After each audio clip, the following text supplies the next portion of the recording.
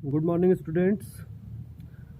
आज हाइड्रोलिक्स का जो है पहला चैप्टर जिसका नाम है इंट्रोडक्शन, यह आपको पढ़ा रहे हैं। इसमें आपको पहला हेडिंग जो पढ़ना है वो है तरल, जिसे इंग्लिश में बोलते हैं फ्लूइड। इसकी डिफिनीशन है, तरल वे पदार्थ हैं जो सामान्य तापमान पर बहने की क्षमता रखते हैं एवं अपना आकार स्वयं निश्चित नहीं रख पाते हैं, बल्कि उन्हें जिस आकार के बर्तन में रखा जाता है उसी का आकार ग्रहण कर लेते हैं। ये तरल की डिफिनीशन हो गई। अब तरल दो प्रकार के आपको पढ़ने हैं। पहला आदर्श तरल, जिसे आइडियल फ्लूइड कहते हैं, और दूसरा है व्यवहारिक तरल, रियल फ्लूइड। तो आदर्श तरल की डिफिनीशन क्या है?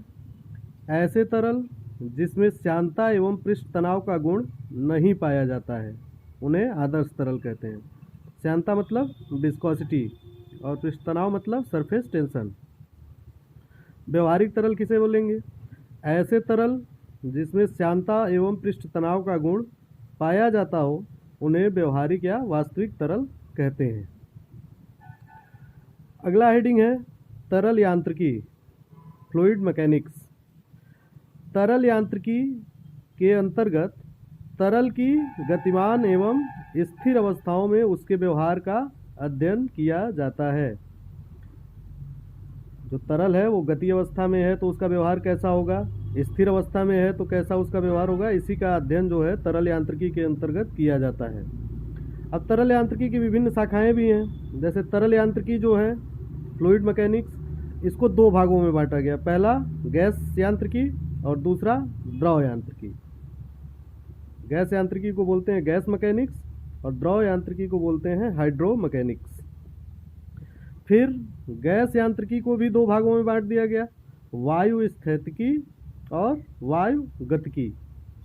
वायु स्थितिकी को बोलते हैं एरोस्टैटिक्स और वायु गतिकी को बोलते हैं एरोडायनेमिक्स। इसी प्रकार से द्रव यांत्रिकी को भी दो भागों में बांट दिया गया, तीन भागों में बांट दिया गया। द्रव यांत्रिकी को तीन भागों में बांट दिया गया, द्रव स्थितिकी, द्रव गतिकी और शुद्ध द्रव गतिकी।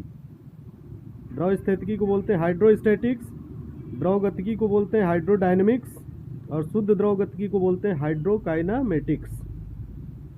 फिर आगे हम चलते हैं। ये है आपकी द्रव स्थितिकी, हाइड्रोस्टैटिक्स। हाइड्रोस्टैटिक्स किसे कहते हैं? यह इंजीनियरिंग की वह शाखा है जिसके अंतर्गत द्रव के स्थिर अवस्था में उसके व्यवहार का अध्ययन किया जाता है। मतलब द्रव स्थितिकी के अंतर्गत क्या करते हैं, अगर कोई द्रव स्थिर अवस्था में है तो उसका व्यवहार कैसा है, इसका अध्ययन हम द्रव स्थितिकी के अंतर्गत करते हैं। द्रव गतिकी क्या है? यह इंजीनियरिंग की वह शाखा है जिसके अंतर्गत द्रव के गतिमान अवस्था में उसके व्यवहार का अध्ययन किया जाता है। मतलब जो हाइड्रोडायनेमिक्स है, इसके अंतर्गत हम क्या करते हैं, अगर कोई द्रव गति की अवस्था में है, गति कर रहा है, तो उसका व्यवहार कैसा होगा, इसका अध्ययन हम द्रव गतिकी के अंतर्गत करते हैं। और लास्ट हेडिंग जो है इस चैप्टर की, द्रव इंजीनियरिंग, हाइड्रोलिक्स किसे कहते हैं?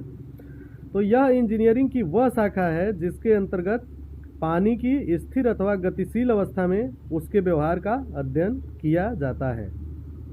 तो हाइड्रोलिक्स के अंतर्गत क्या किया जाता है, अगर कोई पानी है तो वह गति कर रहा है तो उसका व्यवहार कैसा है, वह स्थिर है तो उसका व्यवहार कैसा है, इसका अध्ययन हम हाइड्रोलिक्स यानी द्रव इंजीनियरिंग के अंतर्गत करते हैं। तो ये था आपका पहला चैप्टर। पहले चैप्टर में इतनी चीज़ें ही आपको पढ़नी है, सिलेबस से आप देख लीजिएगा। तरल, आदर्श तरल, व्यवहारिक तरल, तरल यांत्रिकी, द्रव स्थितिकी, द्रव गतिकी और द्रव इंजीनियरिंग, इतने ही टॉपिक आपको पहले चैप्टर में पढ़ने थे, जो कि आपको समझा दिया गया है। और इसका पीडीएफ भी मैं ग्रुप में शेयर कर दूंगा और इसे सभी लोग अपनी कॉपी पे नोट कर लेंगे। हाइड्रोलिक्स की एक फेयर कॉपी बना करके उसको सभी लोग नोट कर लेंगे और अगले लेक्चर में सबका नोट्स कंप्लीट होना चाहिए, तभी अगले चैप्टर का हम वीडियो बनाएंगे। धन्यवाद।